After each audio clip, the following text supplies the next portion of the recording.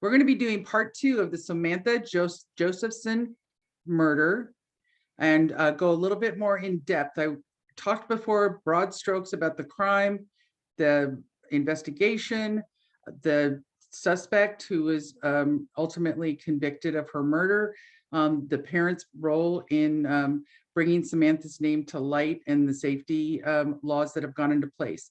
So today is part 2, but I wanted to get a little bit more in depth with and about Samantha. So you ready to go, Jenny? I'm ready. Okay. So Samantha Josephson was a college student at University of South Carolina. She's originally from New Jersey. Now, Nathaniel Rowland was originally the suspect, and her killer, he lived in South Carolina. And so the details of the case was she was out with friends one evening. She wanted to leave before the group left, and she called an Uber and or Lyft, and she chose the car she went into. And what we found out through the investigation is that on camera, Nathaniel was circling that area for quite a while, almost looking for this opportunity. And so she thought one car before Nathaniel's car came up was the Uber for her. She opens the door, they say no. He quickly makes a U-turn, sees what happens, pulls up and says yes. And in her, she gets in the car. He has baby locks, so she can't get out. Unfortunately, he takes her quite far away, and her body is found the next day. So the interesting point to me of this case, and why it's a really important thing, and something that is kind of a schism in what we think of as peripherally our safety, is Uber and Lyft have been an amazing business for the people who drive, and just for transportation in general. And the many times that I've taken an Uber or Lyft, especially from the airports when traveling, I never considered that could be dangerous. I just didn't think, because it's just so automated, and you just assume, and on the periphery, that you would assume that somebody who had everybody, I don't think they go through background checks. I think it's just they check their to make sure the car is in working order. But Jenny, before this case, had you ever considered that you wouldn't be safe in an Uber? I don't know, maybe you did. Yes, I did. Not necessarily an Uber, but before Ubers were a thing, I worked and lived downtown, and I would take cabs all the time. And there was a specific cab driver I had some really scary rides with 2 nights. The same driver took me past where my turn was, and it was really scary. So right, yeah. And it's funny because the times years ago when you take a cab, I always thought they were trying to just run up the bill in terms of more mileage and stuff. But you're right, especially if you're alone. Usually I was in a car with somebody, co-worker or something, but I think, hey, wait a minute, we're supposed to be back there. Or it's easier when you're from out of town and you're not that familiar, but when you're familiar and what the turn, it's incredibly scary. Well, and the thing about running up the bill with that is I was in like all of downtown. It was like a $5 per trip in a certain area, and I was just inside that. Right. So he couldn't charge me extra because I was in that square. Right. I think the thing, there's, of course, in all the years that the cab drivers, somebody ride share, because cabs, I have no idea how many years, but it's been a very long time. Yeah. Is that you've heard of things happening. Maybe it's a cab driver who followed somebody home, right? So he goes and attacks her because he knows where she lives now, maybe. But usually not the way, just because that crime of opportunity, in terms of all the things that had to go right for him to be able to get her. Yeah. Right. So it's like, and then kind of that whole thing of, now, again, I remember, if you used an Uber app, it will say, it's going to be, you know, a black sedan, blah, blah, blah. And then you can, if you want to, you can watch it travel towards you. It's 3 minutes away, 2 minutes away. And so that was the weird thing about that. She didn't have that. She just walked up to the car, opened the, you know, the first car and opened it up, which I thought that was odd, but maybe she's like, Did I somebody know, else you know, order her Uber maybe? no, it says that she ordered it. It was okay. Yeah, it's just for whatever reason, because they can't even, you know, we'll never know, but whatever reason, she just walked up to the car instead of looking at it.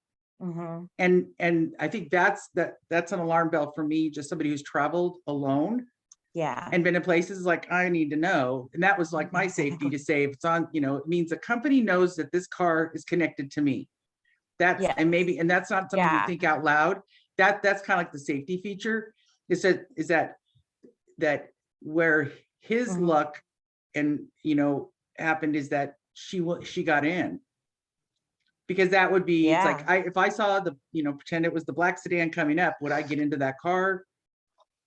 Unless I'd been following it on my map to say it's here, kind of thing. And then there are times where, well, not times, but you can choose the car. You can say this person's this close or that close or whichever. So it gives you a little bit of a sense of safety. But if you're not using your phone and you just walk up to the car, that it was just the perfect timing and the perfect storm. Because if you know, if she's thinking, well, what, I have to hold up my, you know, it's a black sedan I'm waiting for, pretend. But all the conditions, it was dark. He had a brown car versus black, something, you know, something like that. So that's something that is interesting. And now we know, because we've heard about this one horrific case, to double, triple check. And then we'll talk about it in a minute, how her parents said, as for her legacy, we're going to go and see if we can get a law passed, a safety law. And they did in South Carolina. New Jersey also passed a law, and the parents are trying to get a federal law passed that is called Sam's Law, which is that there has to be a decal of some sort that you can identify that it's an Uber car or a Lyft car. So something, and you would think, oh, that's so simple. Now, I do know, for a friend of mine who drives for both Uber and Lyft, they have them here in California. I don't know if they even have to have a law, but the company's just requiring it. I know most of the ones here do. Yeah. I don't know if they all do, because I don't really use them anymore, but I know I see the decals or the lights all the time, everywhere. Right. So the interesting part about I keep saying the word interesting because it's interesting. That's why we're doing the show. But so here is Samantha, beautiful, brilliant, smart, great, you know, friend, and to everyone that she knew. But Nathaniel wasn't far off from that. And so that's where it's always going to be, in which for this show, I will always bring cases that you just think, what happened, that we'll never know. We'll never know. Because that whatever, because his thing was, he was going to a university at the time, and he studied, he played basketball, and he had really just no sign of aggressive behavior. He had a little bit of criminal stuff, but it was about trying to sell something of not value. It wasn't exactly fraud, but it was a misdemeanor, but nothing on the radar that you'd say, that this guy's, you know, no one came out and said he's been fighting with people his whole life. And so that is, I'm always intrigued by that. And these are all the cases that I bring of people who are just walking around among us and just sitting there with that, that moment and that opportunity. But you have to, for what he did and the way he did it, because that's what when they started getting all of the footage from that public area, it was very clear it was his car. It was very clear it was him in the car. And then when they stopped him, once they identified the car and then they pulled him over and he ran from the police, they thought, we got something here. And you look like the guy in the car, it is your car, and now you're running from us when we try to pull you over to talk to you about it. Now, of course, the investigation, they start with it starts with, where is she? She's not around. And then that next morning, because after he had murdered her, he had placed her body a short way away from his parents' farm, because who lived out in the middle of nowhere.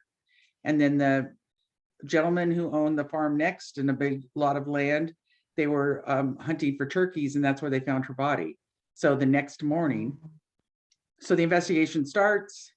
And so this is one of the most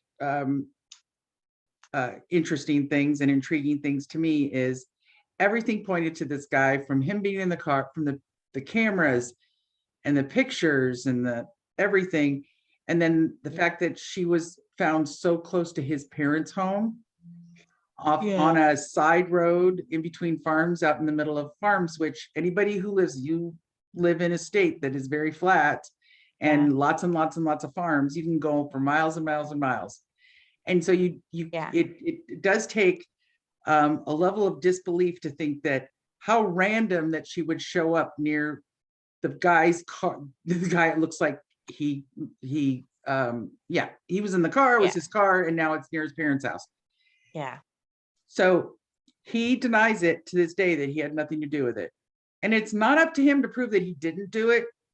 So, he can't do that. What I'm amazed by is how much of an impact when his mother spoke, of how much they believe him. And so, I keep putting myself in that position. I'm thinking, because it's kind of as a spectator, I look and go, well, we've been taught, is he a career criminal? Does he have a big rap sheet? Does anybody say he's been angry before? All the signs that you think. And then wouldn't his parents see something in him?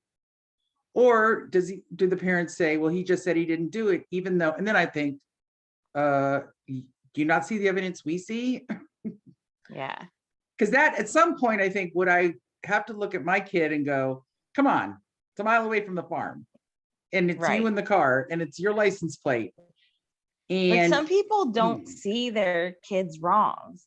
Yeah. Like some people are blinded by, my child would never do that, even if they're horrible.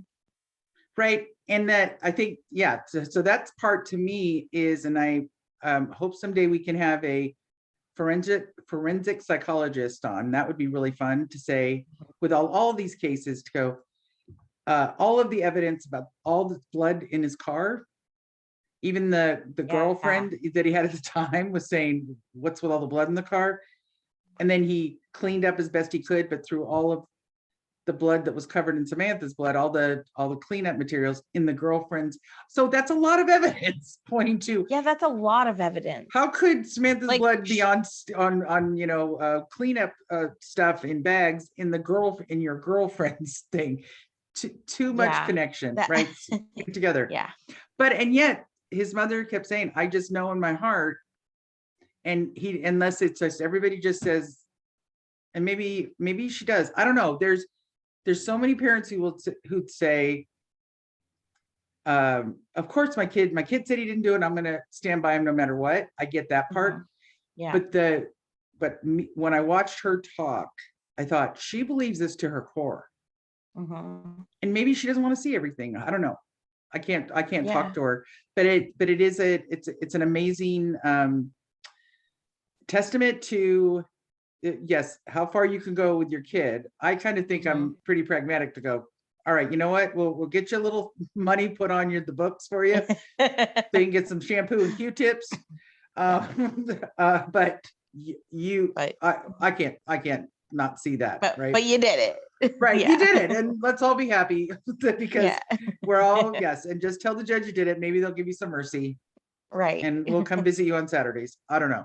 But so we talked about that. So the parents, and then of course the always when someone denies the murder and you get to put it all the police put it all together with their investigation, we'll never truly know the story, except but enough of the story was proven with evidence that's pretty horrific. And as a parent of a child, I'm amazed at what her parents did, and kind of with their grief in terms of saying, we need to do something about it. And not only, and that's what I want to talk about real quick, but they started talking to the state legislatures, Congress people, to say there has to be a way for us to alert. And the case was horrific nationwide. I'm sure North Carolina, especially with the university and everything, and everyone was just as shocked. And it was just terrible. It's like your worst fear of anybody's to be abducted and then murdered in that way. And then it's always insult to injury when it's a young person and they have their whole life ahead of them. And it was just, but so what they did was they have in New Jersey and in North Carolina, they passed Sam's Law, and it enhances the protections for drivers and passengers using the rideshare services. And now they're working on the federal government, and that's going to take longer to get through. I could not imagine. I don't know. I couldn't imagine it. You can't, as a parent, losing your child, let alone to a violent crime. But then the fortitude of somebody who could say, we have to turn this into something that could help other people. Because that's amazing. It's amazing. It's like to say through this grief. And then, I mean, we talk about it, and even though talking about true crime the way our show does, or anybody's show, it is a bit of it's not a bit, it's entertainment. It's listed under entertainment. And yet I think most people are drawn to it because of just how unusual it is, and why people do what they do. And so there's plenty of laws that we've had before we even came on this earth that have to do with wrong, the wrongdoing of someone. And because it's not, so let's give you it's not just, you shouldn't murder, but you can't do this, or all these extra things that people are charged with. Is that one murder and there's 15 charges because of all the other things they do. Between you can't hide evidence, you can't hide them in the woods or whichever. So that but that is a big deal to be able to get to the so I kind of look at it as that Samantha paid the ultimate price, of course, for us to be safer. And then the parents took it, right? So the parents took it to that, because there's a lot of crimes that happen that someone, I don't know, you'd think there'd be some legislature, or I know there are parents who are trying to push legislation on certain things that might infringe on some rights and others. But it's a tragic happening, and an amazing, something amazing came out of it, which anybody, for all of us who go and do ride sharing, so it's pretty, to have it put into law. Those are good laws that help protect us. But mainly for part 2, like I said, it was going to be short, but it was really just to honor Samantha, her life, and then her legacy, which is Sam's Law, which is amazing. And we'll try to keep bringing stories that talk about not just the victim, and then kind of the intrigue behind the person who perpetrates the crime, and their families and what they're connected to, because it doesn't make sense. And that's why we keep talking about it. We're just trying to figure out how this happens. And then also when we have cases where parents are able to take their grief and create a legacy for their daughter that helps us all. So that's a lot of why I wanted to bring the story to the show, because I'm heartbroken for Nathaniel, who seemed to be having a life like the rest of us. And then something within him said, I need to do this terrible thing. Of course, heartbreaks for Samantha, who won't be on this earth anymore. And then for her parents, who are going to live through this grief for the rest of their lives. But thankful that they took that next step for all of us to be safe. So that is the story, again, honoring Samantha's life and her legacy. So thank you, Jenny, for listening once again to me. Appreciate it as always. Thank you, Rita. Good co-host. All right, you guys. So thanks for watching this show. We've got more stories to come and to share with you. So just join us on our channel. Please subscribe, like if you want. We're getting geared up. Takes a little bit longer because I'm the technical person on this team. So we're having a lot of fun and frustration and gray hair trying to get it all going. But we hope to live stream in the next couple months. So I'm looking forward to that, more so than editing our shows. But thank you for listening, and join us for our next show. Bye. Bye, Jenny. Bye.